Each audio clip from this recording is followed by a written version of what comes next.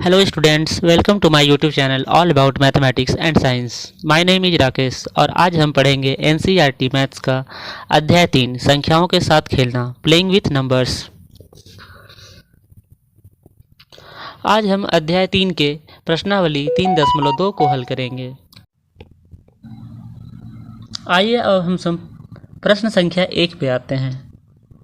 हमारा प्रश्न संख्या 1 है, बताइए कि किन्हीं दो संख्याओं का योग सम होता है या विषम होता है यदि वे दोनों ए नंबर विषम संख्याएं हो, बी नंबर सम संख्याएं हो। अर्थात हमें इस प्रश्न में यह बताना है कि जब दो संख्याएं विषम संख्याएं होंगी तो उनका योग सम होगा अथवा विषम, तथा जब दो संख्याएं सम संख्याएं होंगी तब उनका योग सम होगा अथवा विषम।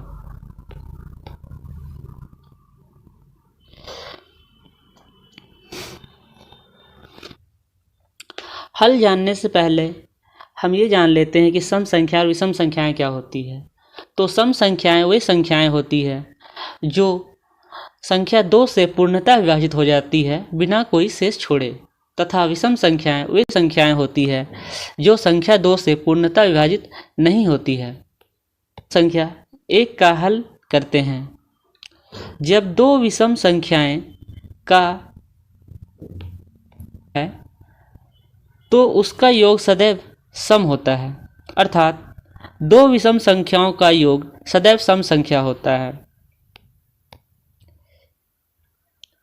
यदि 3 + 7 किया जाए तो हमें 10 प्राप्त होता है, जो कि 10 सम संख्या है, तथा दो विषम संख्याएं 11 और 13 को योग किया जाए तो योगफल हमें 24 प्राप्त होगा, जो कि सम संख्या है। अतः यहाँ स्पष्ट होता है कि किन्हीं भी दो विषम संख्याओं का योग किया जाए तो योगफल सदैव सम संख्या प्राप्त होगा। जब कोई दो संख्याएं सम संख्याएं हों तब उनका योग सम होगा अथवा विषम। तो इसका हल जानते हैं हम। जब भी दो सम संख्याओं का योग किया जाता है तो उनका योगफल सदैव सम होता है, अर्थात दो सम संख्याओं का योग सदैव सम होता है।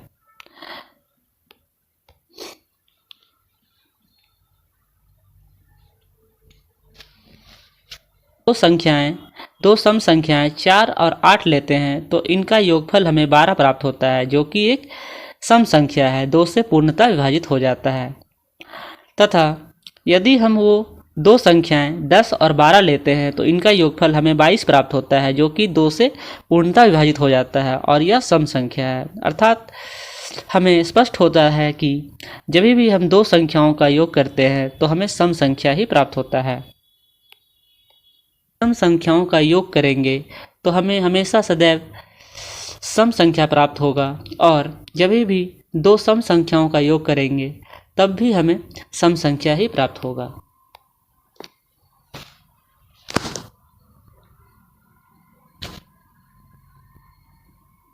अब हम सब प्रश्न संख्या 2 हल करेंगे। हमारा प्रश्न संख्या 2 है, बताइए कि निम्नलिखित में कौन सा कथन सत्य है और कौन सा असत्य। हमें इस प्रश्न में दिए गए कथनों को सत्य और असत्य बताना है।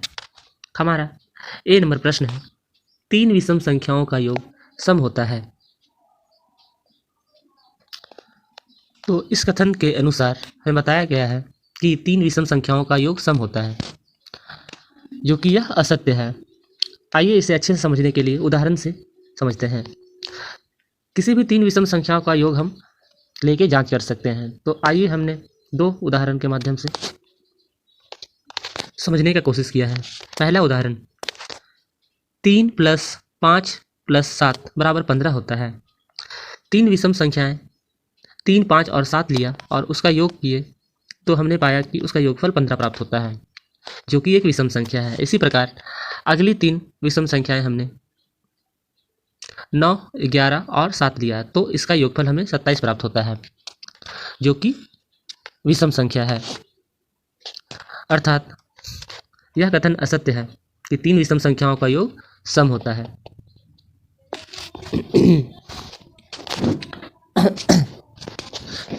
अगला कथन है हमारा बी नंबर, दो तीन विषम संख्याओं और एक सम संख्या का योग सम होता है। तो हमने पिछले प्रश्न में तीन सम संख्याओं का योग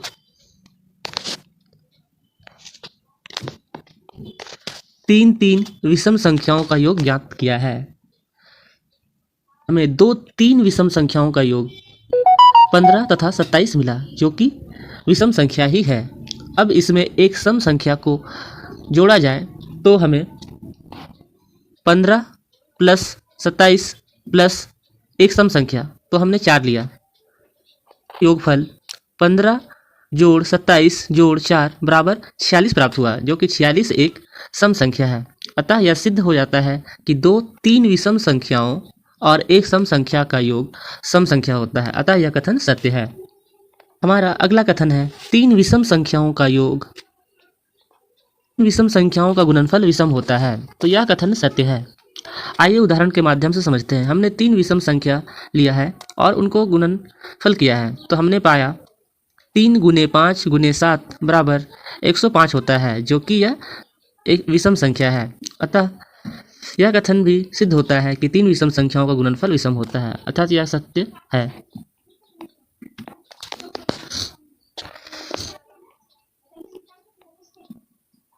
सम को 2 से भाग दिया जाए तो भागफल सदैव विषम होता है। हमारा चौथा कथन है, किसी सम संख्या को 2 से भाग दिया जाए तो भागफल सदैव विषम होता है। तो यह कथन असत्य है। आइए इसे उदाहरण के माध्यम से समझते हैं। किसी सम संख्या के स्थान पर हमने 14 लिया, जो कि एक सम संख्या है, और इसको जब 2 से भाग दिया जाता है तो हमें भागफल 7 प्राप्त होता है, जो कि एक विषम संख्या है। इसी प्रकार दूसरे उदाहरण में हमने सम संख्या 100 लिया है और इसे भागा 2 से किया है, तो हमें भागफल 50 प्राप्त होता है, जो कि यह सम संख्या है। इस प्रकार से हमने देखा कि किसी भी सम संख्या को 2 से भाग दिया जाए तो वो भागफल सम संख्या भी हो सकती है तथा विषम संख्या भी हो सकती है। अतः यह कहना असत्य होगा कि किसी भी सम संख्या को 2 से भाग दिया जाए तो भागफल सदैव विषम होगा, अर्थात यह कथन असत्य है। नंबर हमारा कथन ई है, सभी अभाज्य संख्याएं विषम हैं। यह कथन असत्य है, चूंकि 2 एक अभाज्य संख्या है तथा यह सम भी है।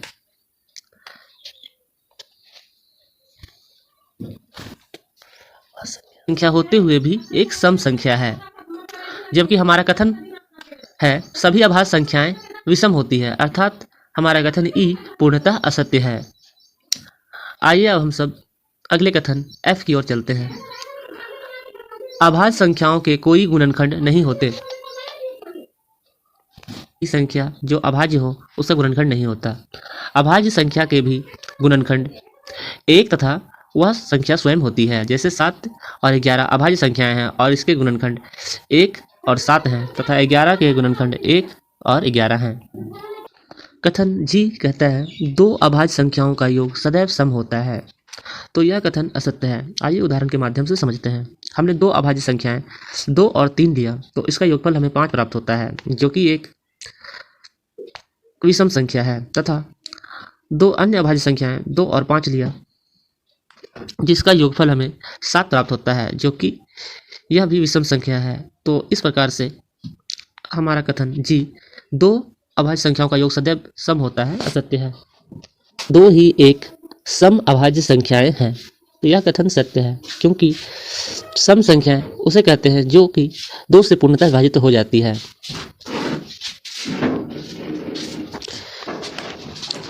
और अभाज्य संख्याएं उस संख्या को बोलते हैं जो कि सिर्फ एक और स्वयं से विभाजित होते हैं। तो इस प्रकार से 2 एकमात्र ऐसा संख्या है जो कि 2 से विभाजित होता है, अर्थात यह एक सम संख्या है तथा यह केवल एक और स्वयं से विभाजित होता है, इसलिए यह एक अभाज्य संख्या भी है। अतः केवल 2 ही एकमात्र ऐसा संख्या है जो कि सम और अभाज्य है। अतः यह कथन सत्य है, केवल 2 ही एक सम अभाज्य संख्या है। हमारा आई कथन है सभी सम संख्याएं भाज्य संख्याएं हैं। सभी सम संख्याएं, यह कथन असत्य है कि सभी सम संख्याएं भाज्य संख्याएं हैं, क्योंकि 2 एक सम संख्या है किंतु यह एक भाज्य संख्या नहीं है बल्कि अभाज्य संख्या है। अतः यह कथन असत्य है कि सभी सम संख्याएं भाज्य संख्याएं होती है।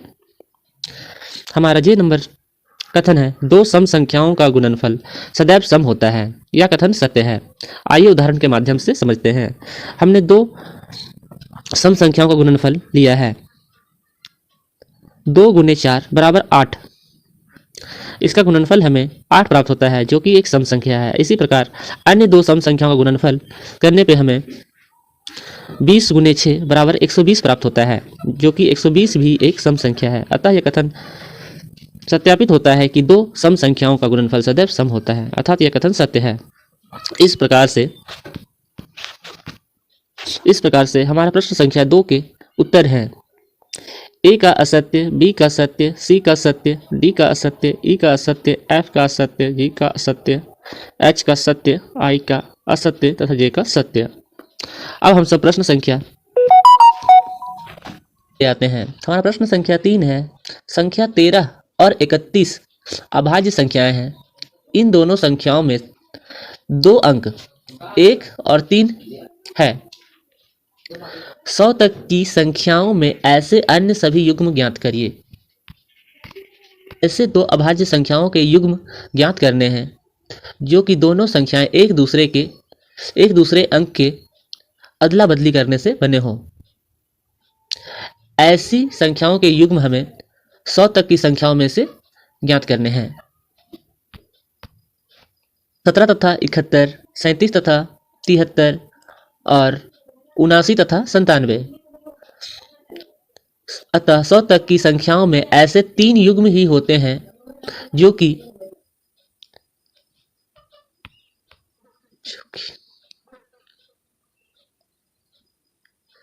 अंकों के आपस में अदला बदली करने से बने हो और अभाज्य संख्याएं हो। हमारा अगला प्रश्न संख्या 4 है। 20 से छोटी सभी भाज्य तथा अभाज्य संख्याएं अलग अलग लिखिए। हमें यहाँ पे 20 से छोटी सभी भाज्य संख्याएं तथा अभाज्य संख्या का संग्रह लिखना है। तो हमारा उत्तर होगा 20 से छोटी सभी अभाज्य संख्याएं। अब हम यहाँ पे 20 से छोटी जितनी भी भाज्य संख्याएं हैं, भाज्य अर्थात जो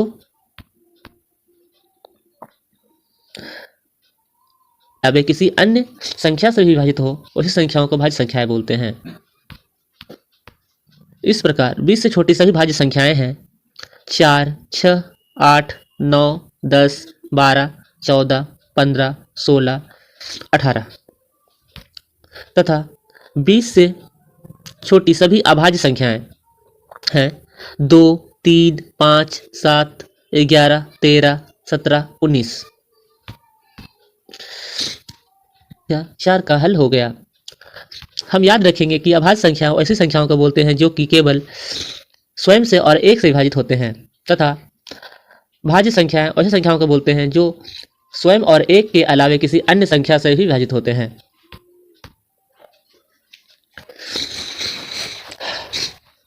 संख्या 5 है। 1 और 10 के बीच में सबसे बड़ी अभाज्य संख्याएं लिखिए। तो 1 और 10 के बीच में सबसे बड़ी अभाज्य संख्या 7 है। प्रश्न संख्या 6 है। निम्नलिखित को दो विषम अभाज्य संख्याओं के योग के रूप में व्यक्त कीजिए। हमें 44, 36, 24 और 18 दिया गया है। हमें इन संख्याओं को दो विषम अभाज्य संख्याओं के योग के रूप में लिखना है।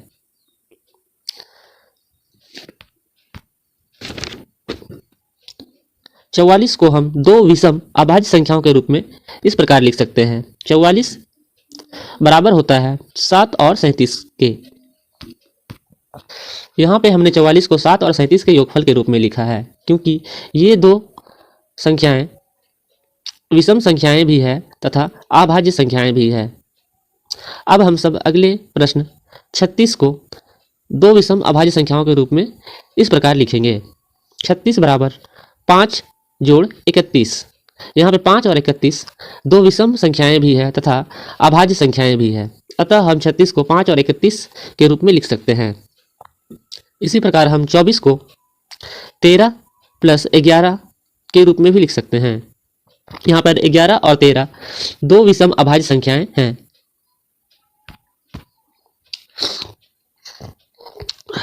18 को हम 5 जोड़ 13 के रूप में लिख सकते हैं। 5 और 13 दो विषम अभाज्य संख्याएं हैं। अतः इस प्रकार से हमने सभी प्रश्नों को दो विषम अभाज्य संख्याओं के योग के रूप में लिख दिया। अब हम सब अगले प्रश्न संख्या 7 की ओर आते हैं। प्रश्न संख्या 7 है, अभाज्य संख्याओं के ऐसे 3 युग्म लिखिए जिनका अंतर 2 हो। हमें 3 ऐसे युग्म लिखने हैं जिनका अंतर 2 होना चाहिए।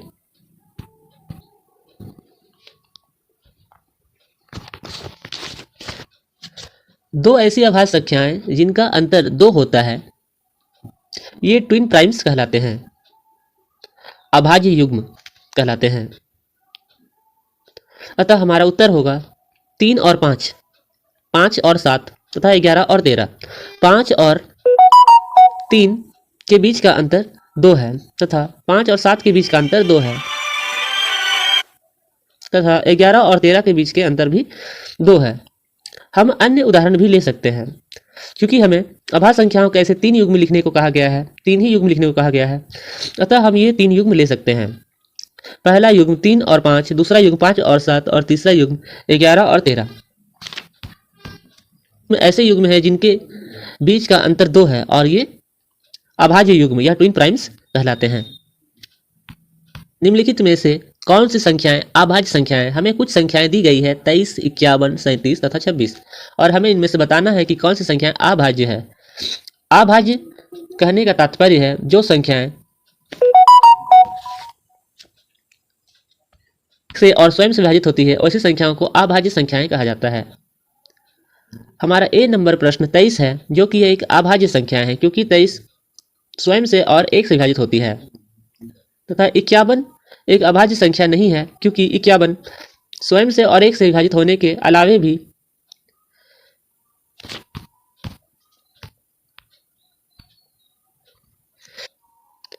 3 से और 17 से विभाजित होते हैं। अतः 51 एक अभाज्य संख्या नहीं है। तथा हमारा प्रश्न संख्या सी है 37। 37 एक अभाज्य संख्या है क्योंकि यह स्वयं से और 1 से विभाजित होती है। तथा अगला प्रश्न डी नंबर 26 है, जो कि एक अभाज्य संख्या नहीं है क्योंकि यह स्वयं से और 1 से विभाजित होने के अलावे भी 2 से और 13 से विभाजित होती है। अतः 26 एक अभाज्य संख्या नहीं है। इस प्रकार से हमने प्रश्न 8 को हल कर लिया। अब हम प्रश्न संख्या 100 से छोटी 7 क्रमागत भाज्य संख्याएं लिखिए जिनके बीच में कोई अभाज्य संख्याएं नहीं हो। प्रश्न संख्या 9 का तात्पर्य है कि हमें 100 से छोटी ऐसी 7 क्रमागत सक्सेसिव नंबर्स लिखने हैं, लगातार आने वाली संख्याएं लिखनी है जो कि भाज्य संख्याएं हो सारी की सारी, तथा इनके बीच में कोई भी अभाज्य संख्याएं नहीं आनी चाहिए। तो हमारा उत्तर है 100 से छोटी 7 क्रमागत भाज्य संख्याएं निम्नलिखित है और ये 7 भाज्य संख्याएं इस प्रकार से हैं 90, 91, 92, 93, 94, 95 तथा 96। ये भाज्य संख्याएं क्रमागत हैं, 7 संख्याएं हैं तथा इनके बीच में कोई भी अभाज्य संख्या नहीं है। ये सारी की सारी 7 क्रमागत भाज्य संख्याएं ही हैं। प्रश्न संख्या 10, निम्नलिखित संख्याओं में से प्रत्येक को 3 अभाज्य संख्याओं के योग के रूप में व्यक्त करना है। हमें दिए गए कुछ संख्या हैं जिनको कि 3 अभाज्य संख्याओं के रूप में व्यक्त करना है। तो हम दिए गए संख्याओं को किन्हीं भी 3 अभाज्य संख्याओं के रूप में व्यक्त कर सकते हैं। तो आइए हम पहला अभाज्य संख्या लेते हैं 21। हमें 21 को 3 अभाज्य संख्याओं के योगफल के रूप में लिखने हैं। तो हमने 3 जोड़ 5 जोड़ 13 लिया, जो कि 3, 5 और 13 तीनों अभाज्य संख्याएं हैं। अतः हम 21 को 3, 5 और 13 के योगफल के रूप में व्यक्त कर सकते हैं। इसी प्रकार हमने 31 को 3, 5 और 23 के योगफल के रूप में व्यक्त किया है प्रश्नानुसार। इसी प्रकार 53 को 3 जोड़ 7 जोड़ 43 लिख सकते हैं और 61 को 3 जोड़ 5 जोड़ 53 लिख सकते हैं।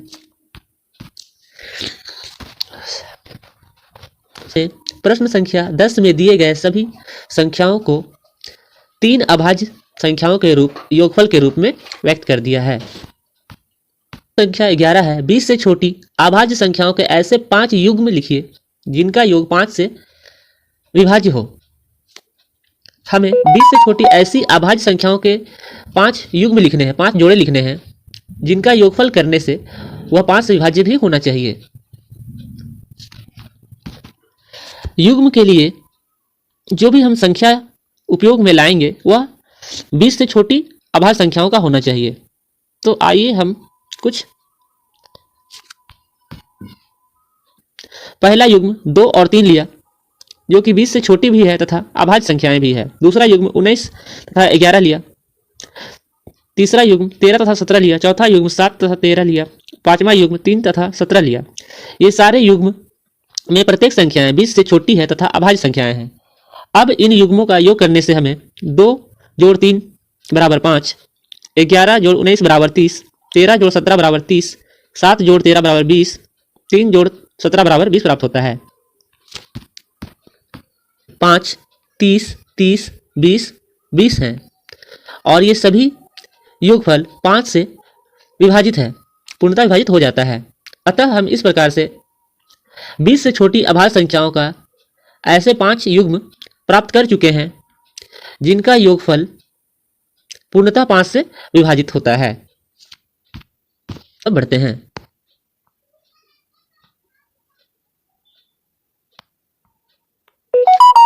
प्रश्न संख्या 12 है। निम्नलिखित में रिक्त स्थानों को भरिए।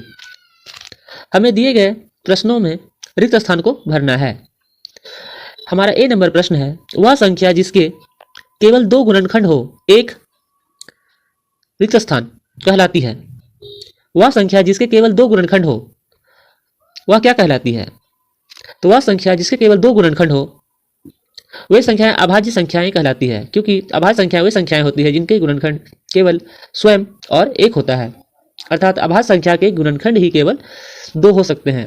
अर्थात वह संख्या जिनके केवल 2 गुणनखंड हो वह संख्या एक अभाज्य संख्या कहलाती है।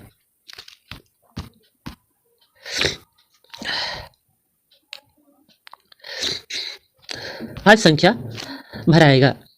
अब हम सब प्रश्न संख्या 12 के बी नंबर प्रश्न पे आते हैं। वह संख्या जिसके 2 से अधिक गुणनखंड हो एक भाज्य संख्या कहलाती है।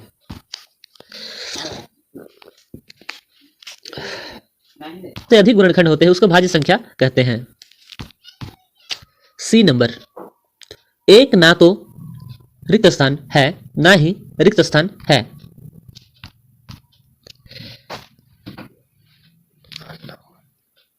तो हम सब इस रिक्त स्थान में भरेंगे, पहले वाले रिक्त स्थान में भरेंगे भाज्य संख्या, दूसरे वाले रिक्त स्थान में भरेंगे अभाज्य संख्या। अब हमारा कथन कंप्लीट होता है। एक ना तो भाज्य संख्या है ना ही अभाज्य संख्या है।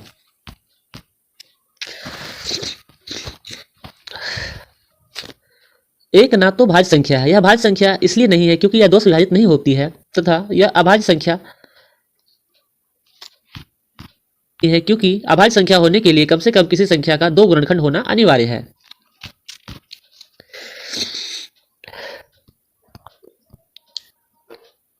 छोटी अभाज्य संख्या रिक्त स्थान है।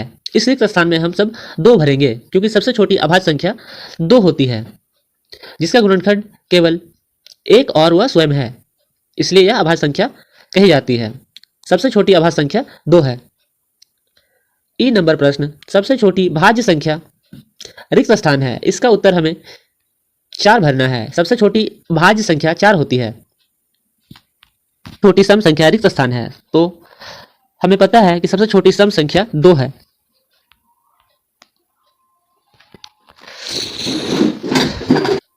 का ए का उत्तर अभाज्य संख्या होगा तथा बी का उत्तर भाज्य संख्या होगा तथा सी का उत्तर भाज्य संख्या अभाज्य संख्या होगा तथा डी का उत्तर 2 होगा, ई का उत्तर 4 होगा तथा एफ का उत्तर 2 होगा। यहां तक हमने प्रश्न संख्या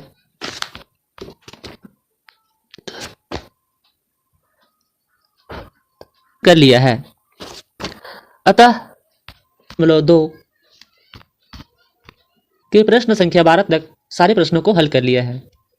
thanks for watching. See you in the next video.